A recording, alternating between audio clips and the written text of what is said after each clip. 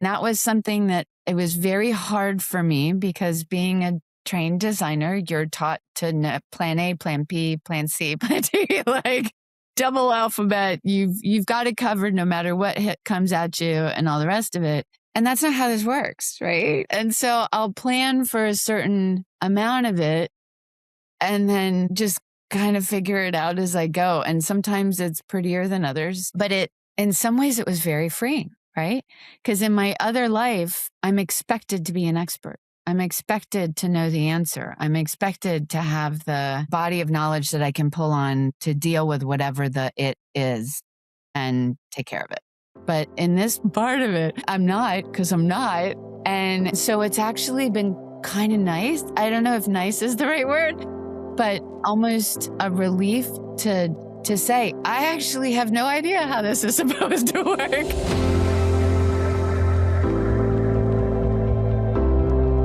Today on The Flame, I'm joined by someone who had a huge impact on my creative journey. Designer, educator, and longtime Drexel professor, Jody Graff. After nearly 30 years helping shape generations of young designers, Jody's now entering a major new chapter. She's stepping away from teaching to pursue life as a full-time artist and maker. Today, we talk about change, reinvention, creative identity, and what it means to keep evolving even after decades in the industry. Let's get started. Good morning, Jody. How are you? I'm good. Good. Great. It's so great to see you again. And thank you so much for joining me. No, it's my pleasure. And thank you so much for asking, actually. This has been really fun. Nice. It's so great to be able to continue to connect or stay connected through social media and kind of see what things are up to. But for the audience, Jody was one of my professors at Drexel University, one of the premier programs in the United States for graphic design, in my opinion. I've been wanting to get caught up with Jody and maybe eventually other members of the staff there at Drexel to see how things are going from a creative standpoint, from an educational standpoint. But I would love to have you introduce yourself a little bit, Jody, and talk about what it is that you do and what you're up to. So I've been a professor at Drexel for unbelievably 28 years now. It's still crazy to me to think about it being 28 years. I had a in-house career in graphic design before I came to teaching, but always had a consulting business like most designers on the side, with a focus mostly on environmental graphic design. So temporary exhibition, wayfinding, that sort of thing, and the usual sort of catalogs and other collateral stuff. But my joy was always in sort of the dimension and narrative and storytelling. And then I guess in 2017, I took my first sabbatical, which was the first time I had focused on non-client creative work, right? So it wasn't things that I was gearing up for the classroom. It wasn't things I was gearing up for a client. It was just exploring ideas in my head. And that opened a door that had not been open, quite honestly, since I was a student, where you're just purely creating things for your own interest and your own curiosity. And that was amazing. It was difficult to go back in to the classroom and corporate environment with clients and all the rest of it after that. Although in the classroom, it did reinvigorate some of my teaching practice of different methods of working through a problem, different processes, different tools, any of that sort of stuff. So that was awesome. And then in 2024, I had a second sabbatical, and the second sabbatical was the major change, where I went back through that door and I had been doing things in the intervening years, but COVID teaching takes a whole other level of focus. And so I wasn't doing as much of it at that time. And I had started to investigate new materials and new ways of making and really started creating a body of work. And there was a call for work for a show that was going to be on campus. And I thought, well, I'll give it a go. See how it goes, and submitted and got 4 pieces in. And I vividly remember saying to my daughter, I don't think I'm ready for this, right? I don't think I'm ready for this all to start. And she laughed and she says, Mom, you're never going to be ready. You just have to just do it. Just do the thing. And I never looked back. So, and now I'm actually retiring from teaching in June.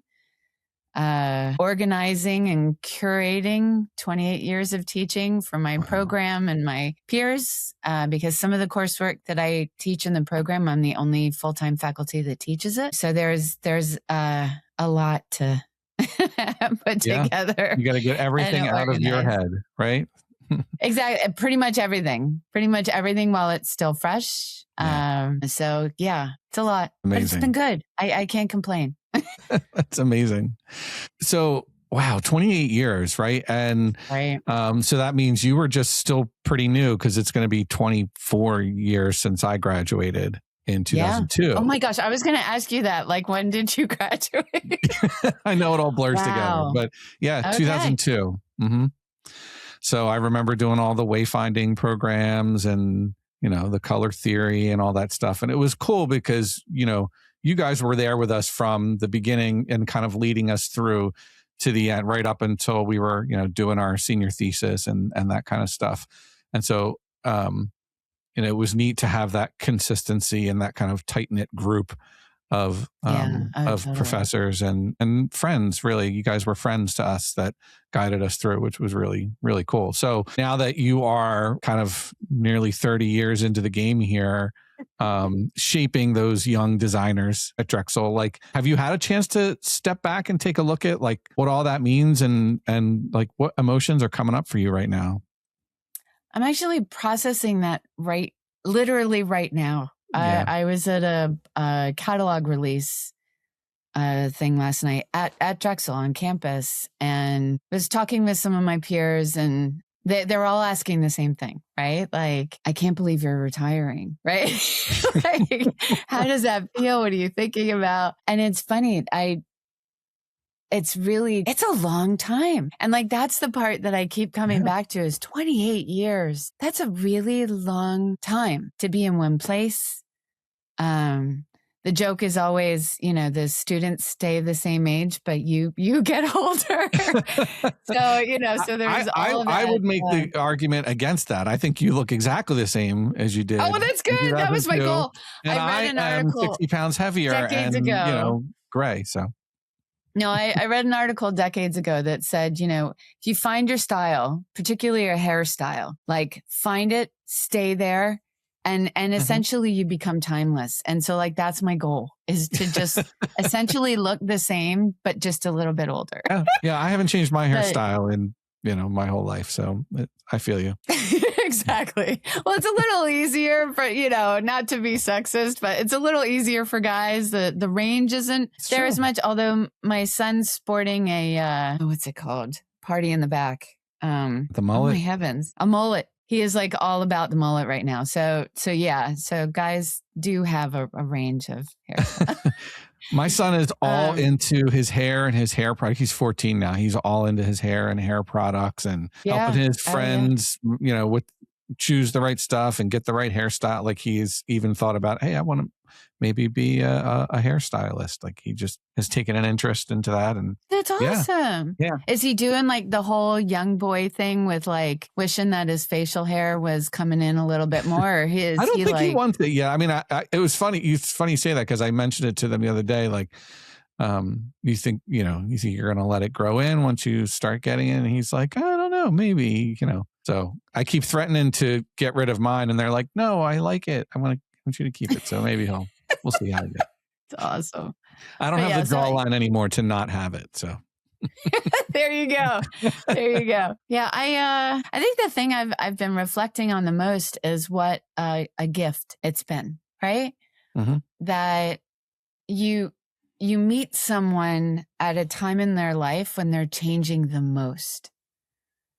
And because I taught such a range within the curriculum, I got to work with students at different stages during that journey. And so you're watching them evolve in real time, which is amazing. And as you said, because it's a very tight-knit program, we keep in touch with a lot of our alumni. And some of our local alumni that live in the city are actually some of my closest friends. So it's an unbelievably unique privilege to do that. And it's why I've loved it for so long, right?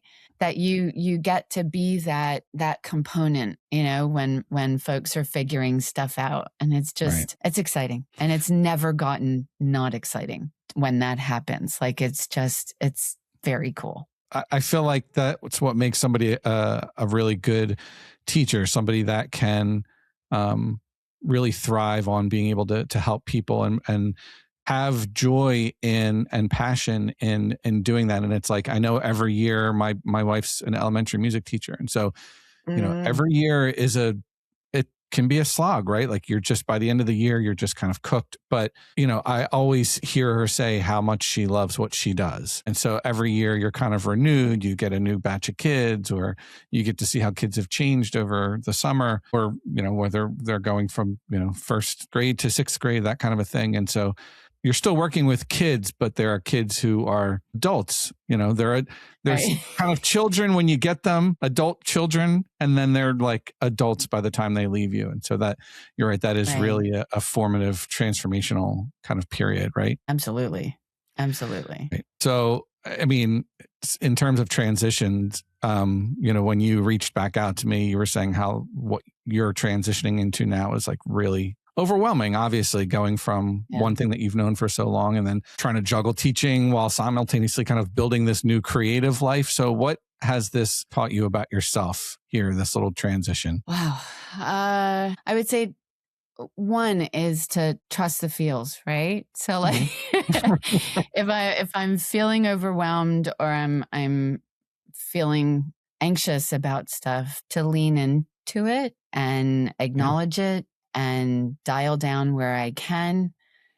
The thing that's been, I would say, the most challenging is you use your brain completely differently in these two fields. Even though they're related with creativity, they're related with processes, there's a lot of overlap. But how it's been for me is, I've had almost 40 years as a trained designer, right? And you get to the point where you can turn it off and on really quickly. Like you're always in go mode. And so when I'm working in that way, it's really easy for me to just switch gears and start thinking about organizational things and hierarchy and who the potential customer or person is that we're speaking to, or any, and so I'm really good at shifting and focusing and then working through whatever the kit of parts that are necessary and that sort of thing, right?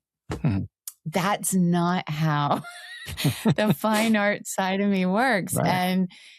And it was the biggest challenge trying to juggle both of them, because it meant that I actually couldn't. I could do during my sabbaticals, because at a university level, you have to report on your sabbatical afterwards. And as someone who has memory challenges, I was just like, oh my God, I'm never going to remember 6 months. and there's no chance. Yeah. So I started doing these sketchbook. I call them sketchbooks. They're sort of a hybrid of sketchbook and notes and scrapbook, although I hate that term. But it's like a collection site. And so I found myself during the terms, I was in collection mode. And so I couldn't actually execute any of the ideas that I was thinking of, but I'm constantly taking photos and seeing compositions and things like that. I walk a lot. And so I'll be doing that, or I have a lot of design blogs or any of this other sort of stuff. And so I was just always in collection mode and thinking mode and capturing it. Right. But when I couldn't actually make the thing, like I could try out a technique, I could do a whatever, but to do the fine art stuff, I needed more mental space than I did for when I was doing graphic design work or preparing for class, because that used a very specific side of my brain and skill set that I had trained into. I could tap into it at any moment, but the fine art part, not so much. Yeah. Well, you were on autopilot, right? I mean, you had gotten to the point with your profession and design that it was just it was part of you, right? It was second nature, and you could just kind of do it without even really thinking, like driving a car or something like that. But to a degree, well, but you'd also, I talk to students about this all the time. You're building your own set of encyclopedia, right? At all times. And so after, however many decades, you've got a pretty thick encyclopedia, right? So it might not be the exact instance, but you've got something that you can pull on and you're like, okay, this is how let me sort of transition that to how it might be appropriate for this particular circumstance. And so, you're not, I don't know if I'd say autopilot as much as you're like grounded in knowledge that you can apply. That's a much better way to look at it, is, having that encyclopedia that you can just pull. It's the OG AI, right? You can just pull it. I know, totally. Do you mind if I use that in class on Monday? Go for it. The OG AI. Oh my God, I love that. That's our brains, the things that we all carry with us, is the original. It's still more amazing than the AI that's out there currently. So love that. Love that. Like, I don't know, would you consider this a reinvention of yourself, like at this moment, or just kind of an evolution, you think? I would say a little bit of both. A little bit of both, because it's an evolution in that this doesn't feel like a clean break, because a lot of the things that I'm making are pulling from my prior life, right? Right. Yeah. Like there are 3D sculptural artworks that I'm making that I actually developed with my knowledge base on 3D and packaging. And so I'm developing flat patterns for the things that so it's not that different from what I was doing either in the classroom or for a client for packaging. Right. It's just I'm pushing it out a completely different way. So that feels like an evolution. But I would say what feels totally and utterly different is that the world that I'm swimming in, that world, it's like I've gone to a different country. Wow. That I kind of know the language, but not really. And so it's just this, you're constantly bumping up against what you don't know. And so some of it is like, at this point in my life, I'm like, I should know this. I should know this. And you just don't, because there is no encyclopedia. I can tap into other people's encyclopedias, which I do a lot. Right. But it really is, it's all this stuff that I've never done. Is it, and I think people are afraid to reinvent or learn new things because they think it's going to be difficult, right? And so, but it sounds like you're kind of embracing that difficult that's ahead of you. Well, it was funny when the comment I made about my daughter saying, "Mom, you're never going to be ready. you just have to do it." Again, that was something that it was very hard for me, because being a trained designer, you're taught to know plan A, plan B, plan C, plan D, double alphabet. You've got it covered no matter what hit comes at you and all the rest of it. And that's not how this works, right? And so I'll plan for a certain amount of it and then just kind of figure it out as I go. And sometimes it's prettier than others, but in some ways it was very freeing. Right? Because in my other life, I'm expected to be an expert. I'm expected to know the answer. I'm expected to have the body of knowledge that I can pull on to deal with whatever it is and take care of it. Right. But in this part of it, I'm not, because I'm not. And so it's actually been kind of nice. I don't know if nice is the right word. Yeah. But almost a relief to say, I actually have no idea how this is supposed to work. And, be able to turn to somebody else and say, okay, can you talk me through your experience with this? And so there's been this really wonderful starting over, which is both terrifying. And I explain it as it's completely terrifying and super fun. Right? Because it's terrifying in that you feel like you're always going to do the wrong thing. But there's something about making this change at this age and stage in my career that even though there's that part of it, that I'm like, it's going to be fine. It's all going to work out. It's fine. It's fine. And if it doesn't, I'll do better next time. So Well, it's like you're the student again, right? You've been Oh, in totally. teacher mode, Oh, and now 100%. you are the student. And I've had this theme come up when it's, when you're in a situation where maybe you've lost a job, or you're in a new situation, or you're trying to learn something that you've never done before, and you're afraid to do it. And the theme is, do it scared. If you're going to be scared, whether you do it or not, do it scared. Do it Right. and just see what happens, because it's not going to hurt you. You're just gonna learn and grow. And so the people that can embrace that, I feel like, are the ones that end up being the most successful. And what's been super fun, and this is where the alumni network comes in, is I've been able to reach out to some of our alumni and say, okay, so I'm doing this thing. That's awesome. I know you have an expertise in this. Yeah. Can you so like grant writing? Oh my God, totally terrifying. Words are not my thing. Fortunately, I'm married to an attorney, so I've got proofreading in-house. But it's a whole different skill set. My daughter's she's amazing. She was an EAM student coming through, and she does events production, right? And so her business mind is amazing. And so she's the one that keeps saying to me, she's like, Mom, your elevator speech, it's straight up trash. You've got to do better. Yeah. And it's great. I mean, it is the thing that kids are not going to pull any punches. Certainly adult children are not going to pull any punches. Right. So, but my friends have been the same way. Like, they've been really great about telling me what I need to hear, even if it's the thing that's like, I don't know how to tell. And they'll say this, they're like, I don't know how to tell you this. My sister was the same way. The first time I showed her something, she's like, I don't know how to tell you this, but I'm like, no, that's perfect. That's what I needed to hear. You need that honest, harsh feedback now. 100%. Not in 5 years 100%. When you're, think that you've got something going, and then people are like, oh, I don't know about that. No, completely.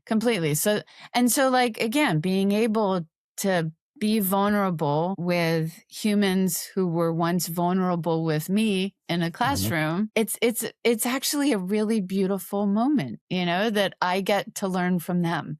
Yeah. And I actually thoroughly enjoy that. And I think they've been enjoying that as well. That's so awesome. It's been cool. That's very cool. So speaking of the students, one of the reasons I wanted to talk to you was to just figure out, get into the minds of the students that are coming into the world these days.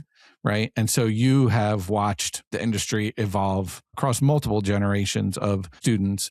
And, I'm kind of interested in what you think feels different, maybe fundamentally, about the way the young designers today are approaching work, first of all, true work and creativity. I would say that the biggest thing that I've noticed is the ecosystem that they're coming through before they even get to me, right? Mm-hmm.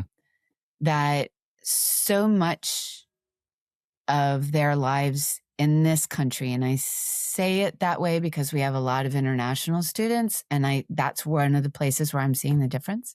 And as always, there are exceptions to what I'm about to say, but if I were speaking in generalities, that most of what they do is closed loop, right? Mm-hmm. Their entertainment is sort of mindless scrolling, or YouTube videos that repopulate, or video gaming that's been already designed, right? So there really isn't this fully open, fully unsolved stuff that they interact with from a very young age up until I see them. That a lot of their time outside of school is also programmed, right? So if they're in sports, they're in this sport in the fall and this sport in the winter, and this, and you're going from one practice session to the other, or you've got after school activities or whatever. And again, to a degree, it's a closed system, right? Like, there are things that are developed, they're presented, you participate in them, and then you go on to the next activity. Right.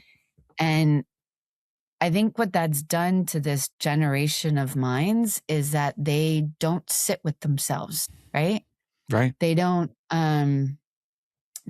just wonder or dilly-dally or daydream, or like, there really isn't downtime per se. Yeah. Because downtime is programmed. right? Like, and I Right. see that even at a college level, like their downtime is YouTube and scrolling and TikTok and, whatever it You can't is, even but call it's it all downtime. this, it's not really down. It's not Right. just kind of being. And to a degree, I think that's fostered the second half of it.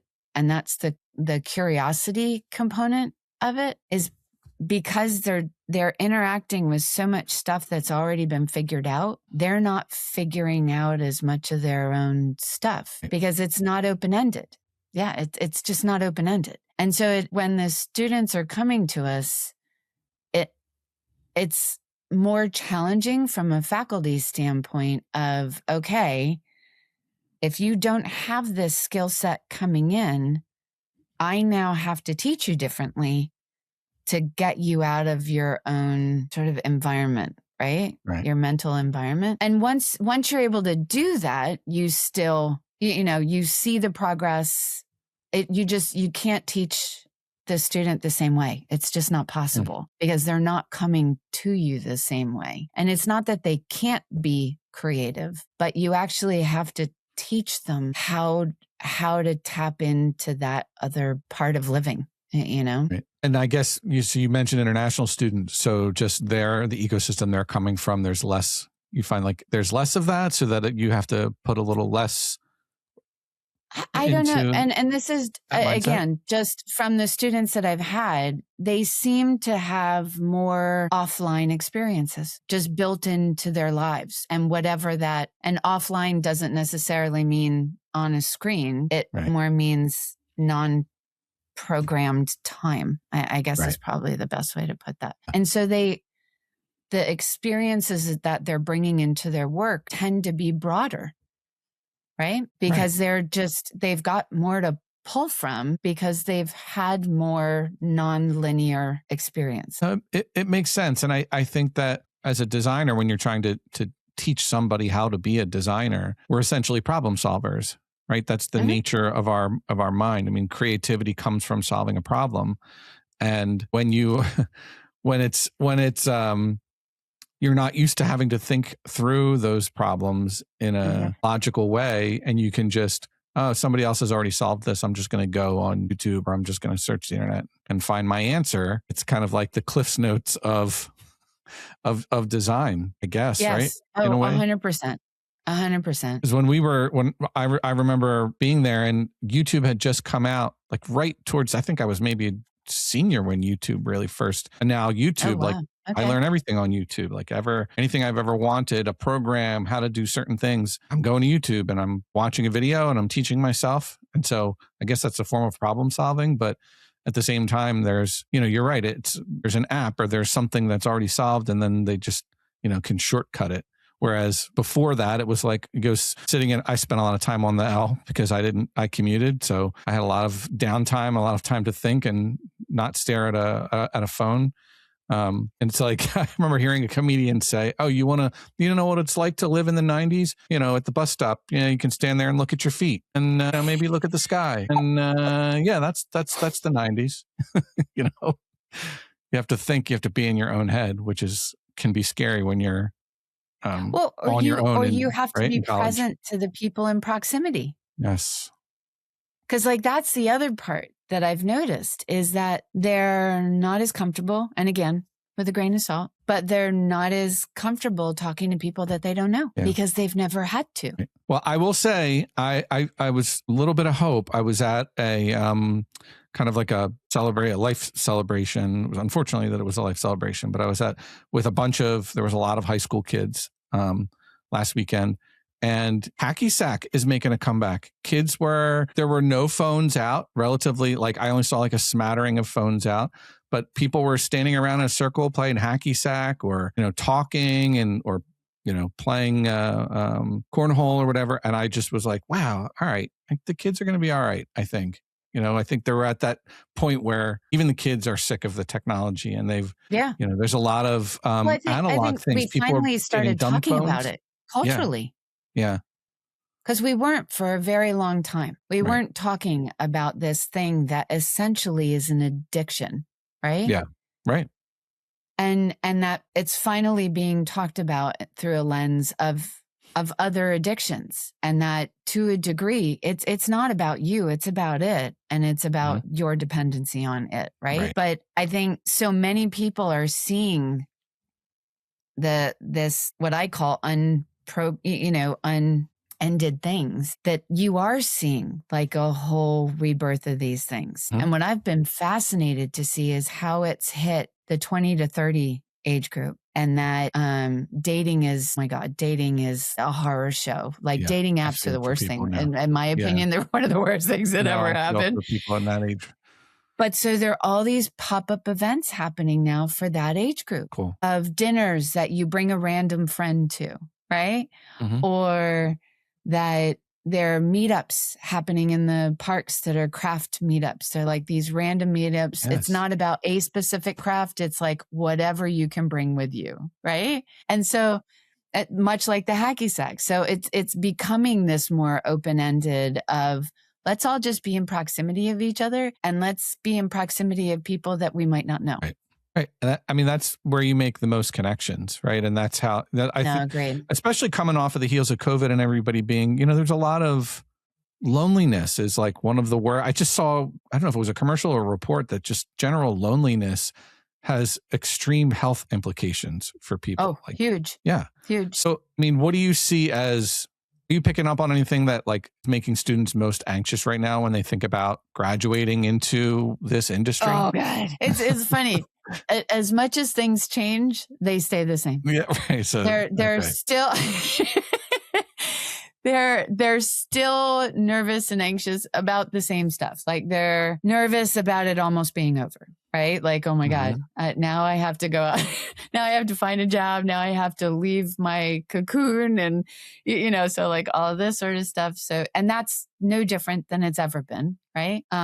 Getting your first job, landing your first job, always terrifying. Doesn't matter. I was someone who graduated in a recession, pre-internet. So let me just emphasize that, pre-internet. And I wanted to get a job in a city where I didn't live. And so I was telling this to a student, literally one of our seniors last night at the event, because they're really nervous about what's going to happen next. And I was like, listen, if I was able to find a job in a recession where I had to literally physically mail my resume to many addresses that were a P.O. box. They weren't even a human, right? Which very much like it is now. It's just the vehicle has changed, right? So it's an online portal. Inbox. It's going to some HR bucket somewhere and, whatever. And so I said to her, I was just like, so the rules really haven't changed.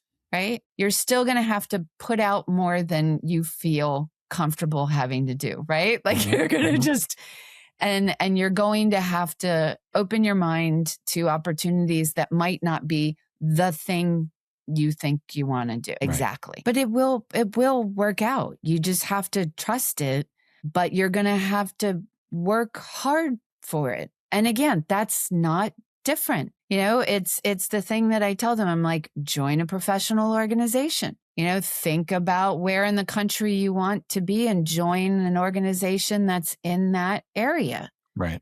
Go to stuff.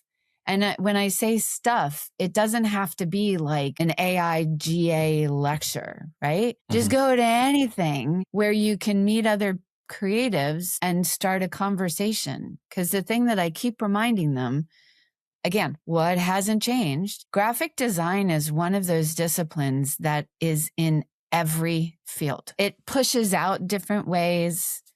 We're a multimodal society at this point, although there are still companies who focus on print. Their books are a thing. They're still a thing. Oh my heavens, books are still a thing. But there's also any of the digital companies, although again, with the introduction of AI, that's had some disruption and change in it. But the majority of things right now aren't one or the other. They're all of the above. And one of the benefits I keep reminding our students is their superpower. Their superpower is problem solving across multi-modes, but still keeping an eye on systems management, right? Yeah. And they don't, it's funny. I don't think they fully grasp that superpower until they work with people who don't have that superpower. Mhm. And then they're like, oh, wait, not everybody, not everybody's thinking about stuff this way. And it's like, no, actually, most people aren't. It's Oh. what makes you unique and it's what makes you employable, no matter what's happening. Yeah. Because you think it's interesting. In many ways, it's a parallel with being an engineer. You're just engineering different stuff, Yeah. but it's the same thought process of organization and hierarchy and, targeted outcome. Right. Yeah, it's crazy that link, and it all comes down to your ability to think and process analytically. Like I had a friend of mine who went to Drexel as I think he was a mechanical engineer at Drexel. Oh, okay. Worked at Lockheed, and then completely left engineering, and now he has his own videography studio. Like he shoots for awesome. UFC and Villanova, and he made his own movie about the Flyers. Like just, he made that transition. He did stand up. So it's cool to see, and he still uses that mechanical brain of his because he likes to break down and build up the cameras and stuff like that. But, right. It's just it's cool. But you mentioned AI, and I'm sick of talking about it right now. I don't know. I'm sure you I think we all are. But how has that kind of changed the conversation that's happening inside design education? It's been really interesting, right? Because one of the benefits, but also challenges of being in education is you're almost always on the front end, right? Of anything. Mhm.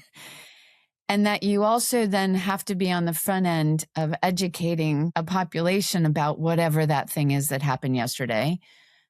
That's a lot, right? And I remember when ChatGPT was first distributed, I went to a 3-day workshop about it, how some faculty were using it, some of the concerns about the software and all that sort of stuff. And I remember there were key components about that technology that I think are no different than some of the visual AI stuff I have concerns with. Ownership, and both ownership of if you develop something using that software, it's not solely yours, right?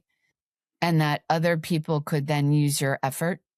I find troubling on a lot of fronts, but also the folks who are now then amassing other people's effort. Right. I've always had an issue with it. I literally never downloaded it onto my computer. I would talk about it. I taught it. And then when more the visual AI started to come into play, the conversation shifted a little bit. And so in the beginning, what I was talking to students about was more that it's a tool like any other tool, but it should not be the end point, right? Like that it was something that if you were thinking about an idea and you wanted to test it really quickly, that was a great way to do it, right? But students being students, what I found was that they were then allowing that to be the end goal. And the only recourse that I have as a faculty member is, well, actually, that is going to lower your grade. So Yeah. just letting you know that. But it really started to become more about conversations and saying, okay, so here's what's wrong with that. And so there was a lot of that. And then it shifted a little bit more to concerns with academic integrity, right? Right. And presenting things that you were saying was your effort, but actually weren't. And so there's a whole plagiaristic, sort of component to that. And I really do believe in academic integrity. And so I would say to them, I was like, I'm not going to say you can't use this stuff, because quite honestly, I know you're using it anyway. So let's all just be on the same page here. But the critical thing is that you acknowledge it and that you're transparent about it. And you talk about how you used it, because this is a learning environment. And I want other students to learn from what you've used it for. What were the things that it did well? What were the things it didn't do well? So again, it was a communal experience. It's a studio. That's what it's supposed to be.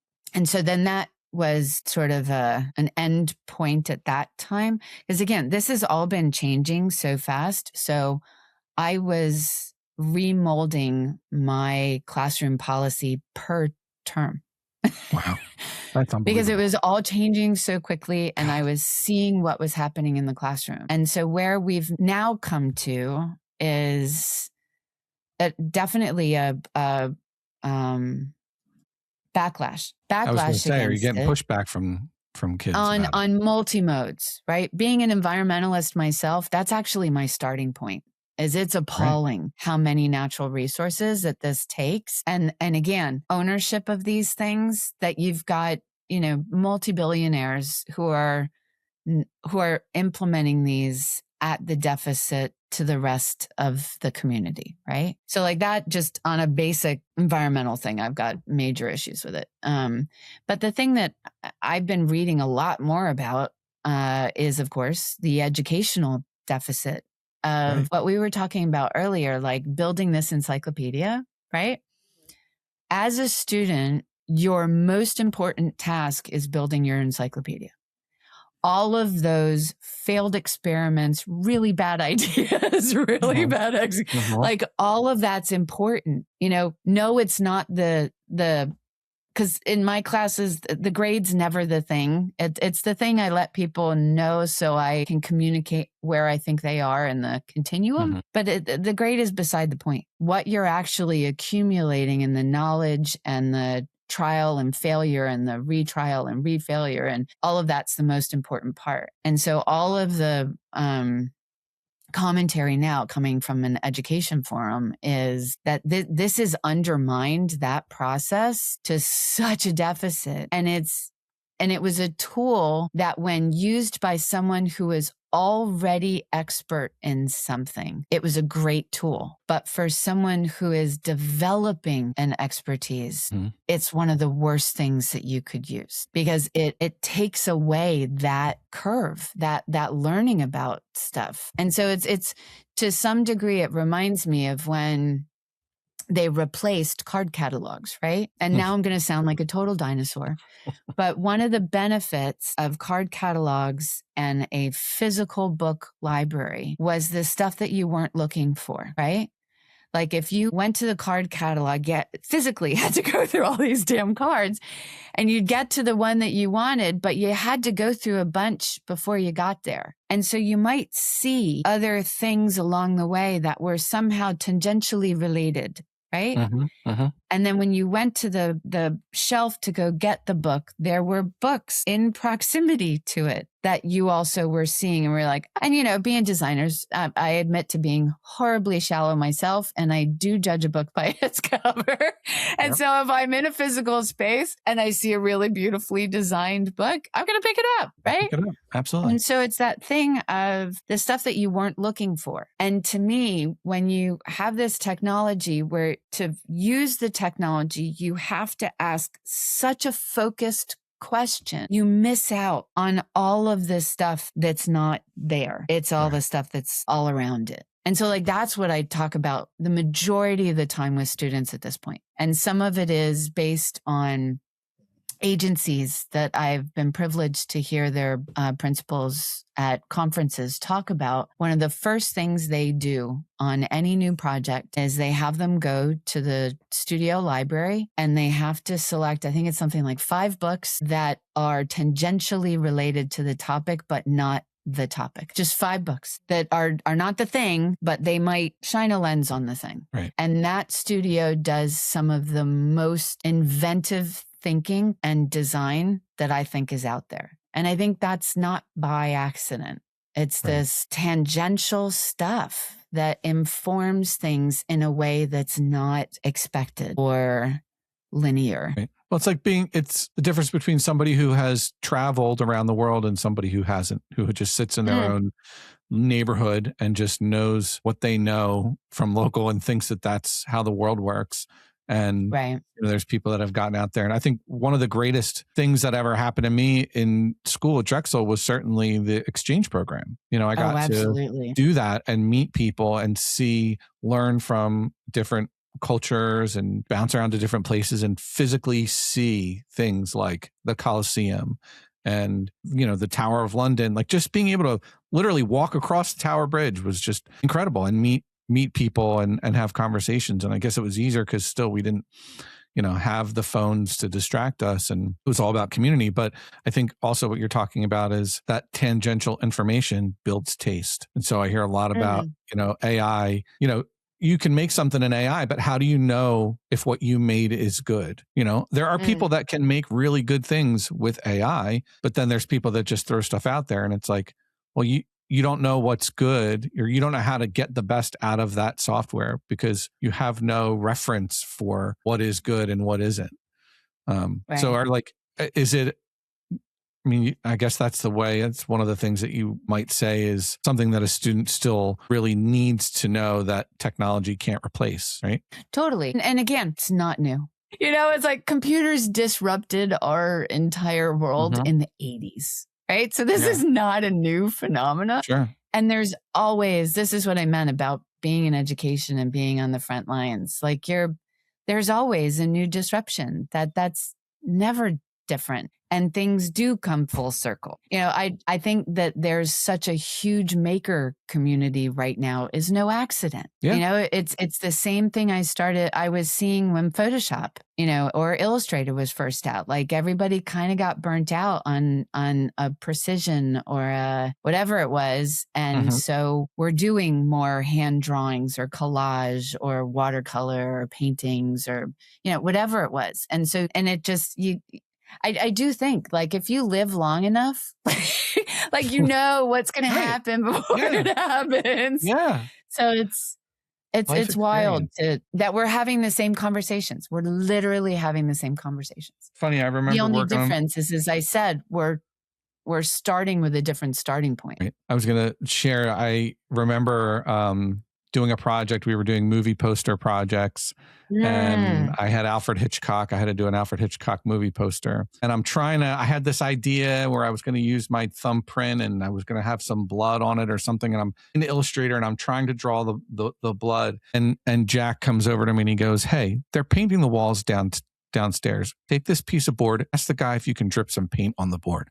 He's like, "Don't try to create this digitally." So I went down and they let me do it. And I dripped paint down the side of the board and I let it dry and I scanned it in and colored it. And like, it came out incredible. It was, right. So, you're right. There's something to be said for the physical creation. It's so much more satisfying than if I had tried to just recreate that digitally. And now if somebody were to do the same thing, it's, it's kind of the same thing. That physical creation is so much more satisfying. Well, and real. Yeah. Something dripping has a life to it. It has an unpredictability to it. It has, and so if you're making it digitally, you're losing sort of that life force of that element. Right. But that's the thing. Like in my young mind there, I didn't even consider the fact that I could create this any other way. That there was, you don't know what you don't know. And so I think that AI makes up for, can make you think that you know something by replicating it. You know what I mean? Like creating it for you and not allowing you to think through problems because you can get it done so fast. No, completely.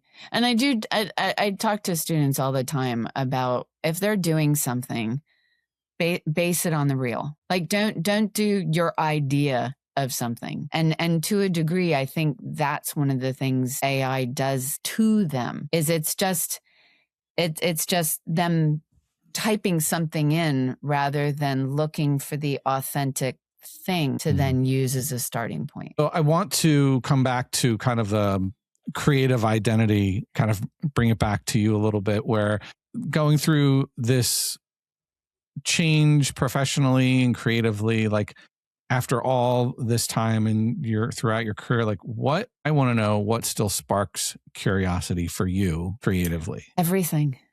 It's seriously, I am a horribly curious person. Like I can't turn it off. And so I'm just always trying to decode stuff and think about stuff and investigate stuff. And like, I think one of my favorite stories is we go to Ocean City as one of our vacation spots. And we're walking on the boardwalk and I'm looking down at the boardwalk and I'm noticing the pattern of the nails in the boards on the boardwalk. And because my artwork has a very firm base in patterns and mixing patterns and things like that, I'm constantly looking at patterns and dissecting them and all the rest of it. And I remember looking at it and then looking at my daughter and saying, I wonder why they're like that. Why do you think they're like that? And she was so funny. She looked at me. She's like, why do you care? And I'm like, I care because I want to know. Yeah, right.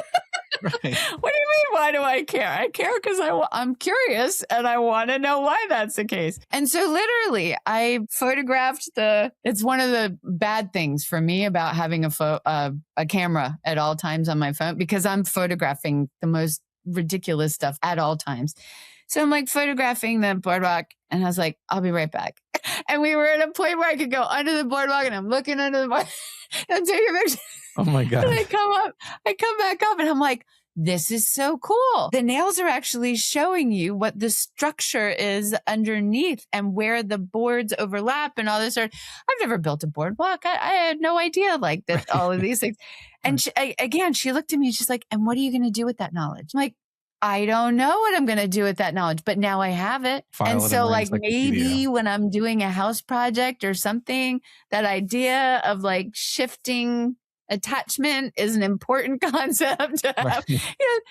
I don't know how I'm going to use this stuff. And so like I'm always just kind of collecting and thinking about stuff. And so there actually is no one thing. It's breathing. It's being out in the world. Is that something that you encourage in your students, is to just have that curiosity, to always stay curious? And because I feel like, we kind of touched on it where the technology allows you to not really have to think, but I kind of imagine that's something part of the education that you have to reinforce more now than maybe before was to just, you have to stay aware and you have to stay curious. Absolutely. And I think aware is a good comment as well, because they spend so much of their time on their phone and when they're walking around, and they've all got, I shouldn't say many have noise canceling headphones on at all times. And so you've got this population that's essentially insulated themselves from input. And so one of the things that I've started to do more over the last couple of years is we do a lot of field trips, and they don't have to be the whole class. They don't have to be very far, but it's ways of putting them in place and time, right? And getting them to start to look at their own surroundings and like investigate things in their environment. So like for wayfinding, you had said before, I used to do a lecture. It was a slide lecture. It was a blah, blah, blah, blah, blah. And however many years ago, I was like, they are not even listening. They're not even listening a little bit. And so I thought, all right, we're changing this up. And this, to a degree, this was a COVID gift.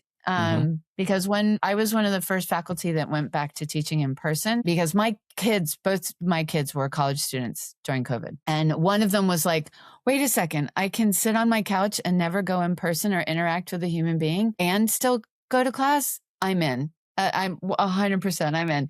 My other child it was awful. They have ADHD. They do better in person and interacting. They almost always have to sit in the front of the class. And so all of this remote stuff was awful. And so as soon as they said, is anybody willing to be back in person? I'm like, me. Because I've got a kid that actually is what I wished they had. Right. But of course, it was still COVID. And so one of the things that I started doing was doing stuff outdoors, because you could, right? With the air currents and distancing and all that sort of stuff. And so I started doing, instead of a slide lecture, we'd go for a walk, and we would walk down Market Street, and I would say to them, I was just like, okay, we're outdoors. You can touch stuff. So I want you to touch that letter. I want you to touch that surface. I want you to think about, how is that attached to the wall? And, look at the side of the wall and see if you can see where it's attached, or is the attachment hiding, or how many letters are missing off the building because they weren't attached very well, and people like to steal dimensional letters. It's like a thing. It's an urban thing, right? So, but like getting them to notice all of this stuff and pay attention. And they all, because we do course reviews, right, at the end of every term. And it is one of the first comments I get. was that was the thing that they remembered most clearly was of being out of the classroom and noticing things that they hadn't noticed before. Or for like publication design, we take them to, there's a bookshop on Sansom Street that's been there forever. And it's an international shop that has like just all sorts of stuff and not just current issues. They have a ton of back issues and all this sort of stuff. So it's like this treasure trove of publication. And so I'll literally take them on a field trip. It's a tiny shop, so we can only go like 5 people at a time inside the shop.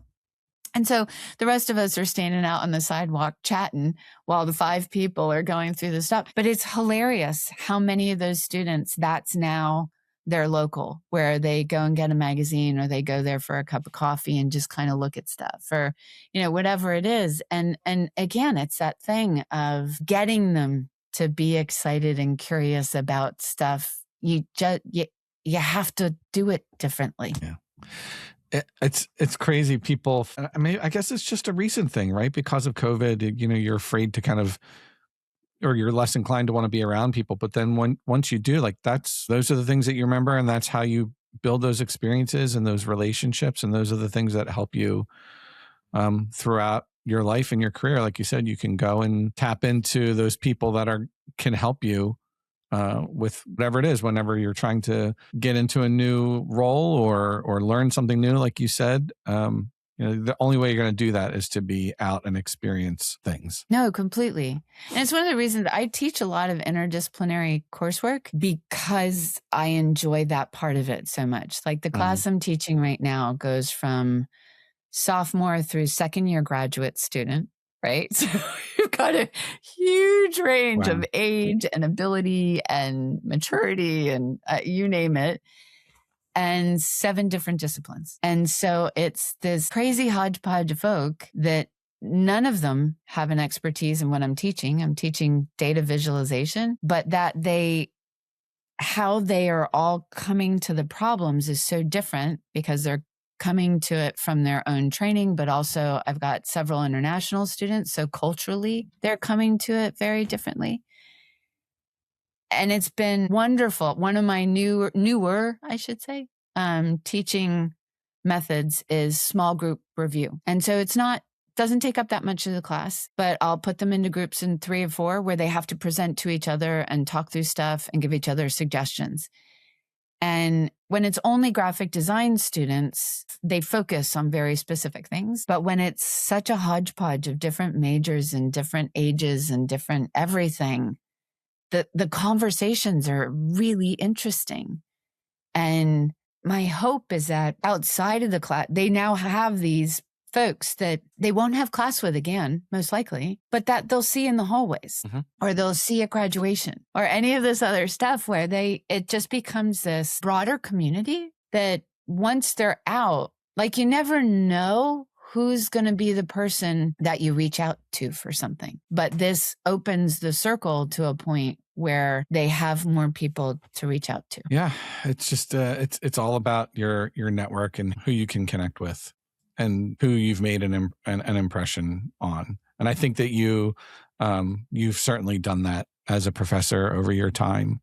And I know, you were a great teacher and a great friend while I was there at Drexel. And I'm sure a lot of people feel that way about you still and are sad to see you leave the profession, leave education, but you're still teaching through your work, right? You're still, while you're learning new things, I think that, you're still going to be teaching through your work, teaching the viewers and something. And so I'd like to allow you to kind of close this out with one last bit of advice to those creatives or anybody. It doesn't have to be a creative. I think we're all genuinely creative who are feeling afraid to do the new thing or evolve because maybe they've become too identified with one role, one title, one way of doing things. Like what's your one bit of advice that you could leave people with today? Embrace the discomfort and just really, it's okay. Do you know what I mean? Like it just, no matter what stage it is. My dad used to have this saying, it's all going to work out. Not the way you thought it would, maybe not the way you hoped it would, but it does all work out, right? Right. And so for me, that's been I literally, my dad passed away decades ago. So I really wish he was around to hear how many times I give people that advice. He would love that. I was listening, Dad. I was listening. Exactly. It really is that you have to trust, and just, it might not be easy, and that's the part. Like, I think people are afraid of discomfort, right? Mm-hmm. For good reason. I mean, good Lord, who would embrace like unease? But in some ways it's a good thing because it challenges you in ways you don't expect. And even if it's a bad outcome, it's an outcome that you can then apply, right? So that would be the advice, is just good heavens, just jump in and be human. It's interesting. Going through this has made me more human, like behave more as a human. Like I was raised in a German household. We're not first generation German, but boy, those genes are strong. And there's a there's a way of doing things. There's a way of behaving, and you really don't show a lot of emotion. You just keep your head down and work harder. And so I had a really good long life of not showing emotion and not showing, just doing the thing. And if the thing didn't work out, well, then I guess I just needed to work a little bit harder. Which, of course, now I'm like, wow, that's a super unhealthy methodology Right. for stuff. And so I got to the point where, again, with this change of being okay with not being okay and being okay with letting other people know that I'm not okay, which, again, new territory for me, but it's also that same thing of embracing the discomfort and being fully human. And not to circle back to AI, but it is the difference between us. It's not human, nor will it ever be, right? And so it's allowing yourself to be fully human with other humans. Kind of like that Elf, the movie Elf, where he's like, I was a human raised by humans. The little girl says that, which is so true. It's like being human with other humans. It's crazy to think that you have to remind yourself to do that, right? But you do. Totally. Well, we've been programmed societally. We've been programmed to focus on different things, right? And we had a collective moment of, oh my God, we actually are human and vulnerable. And then we came out of that moment with a certain empathy for a certain period of time. And that's not as present unless you will it to be.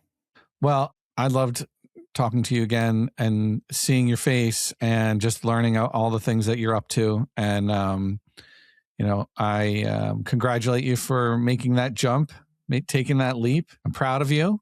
And, Thank you. I can't wait to see your work. Or are you going to be able to put it on display soon somewhere? Or are you still? Oh yeah. Oh, it's out there. I'm okay. Yeah. Tell us, where can we find it? And sure.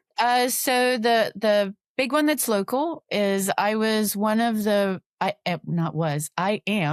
the Radical Americana artists. It was a multi-site, multi-artist installation event that's part of the 250th that was spearheaded by the Clay Studio. There are 24 locations, 45 artists. Wow. I am one of 2 artists out at Andalusia Historic House and Garden.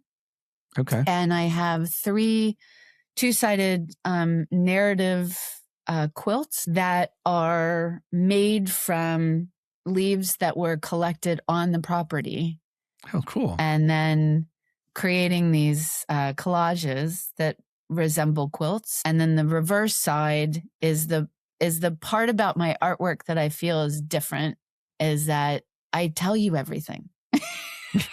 Like, so you look at the artwork on one side and then you come around the other side and it's all about the artwork. And so it's all the history, all the visual investigation. It has the leaves uncut so you can actually see the leaves. The crazy thing is, because it's installed where they were collected in the fall, you'll have this meta experience of the quilts with the trees that made them behind them. Yeah, super excited about that. That's super cool. So that I would say that's the biggest one locally. And then I have another similar one that's installing in a couple of weeks in Massachusetts. So Oh, cool.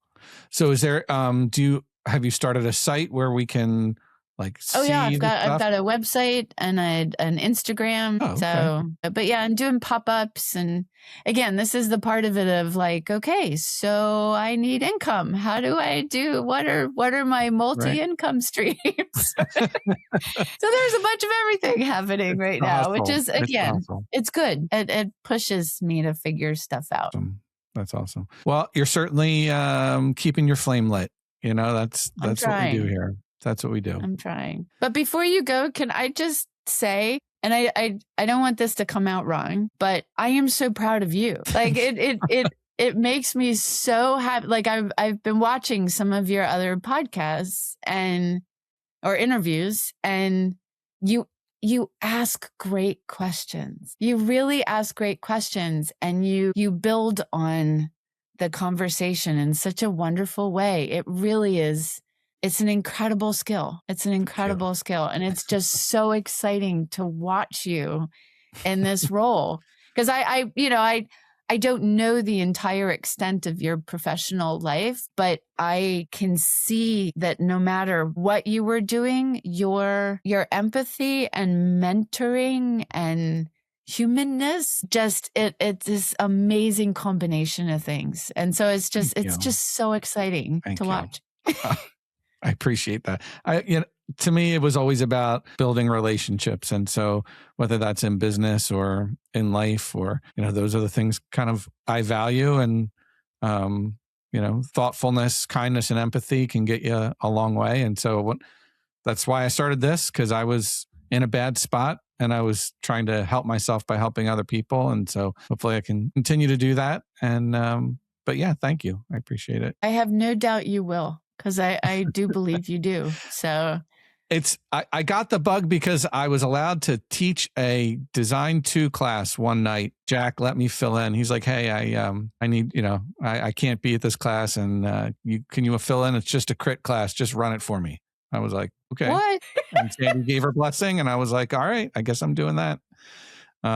And that's how, and then through that, I met people like Brianna Rodriguez, and fantastic. And she's doing crazy, amazing stuff too now. So again, it's who you're in your environment with and those relationships. So I'm just trying to continue to do that. No, it's awesome. It's really awesome.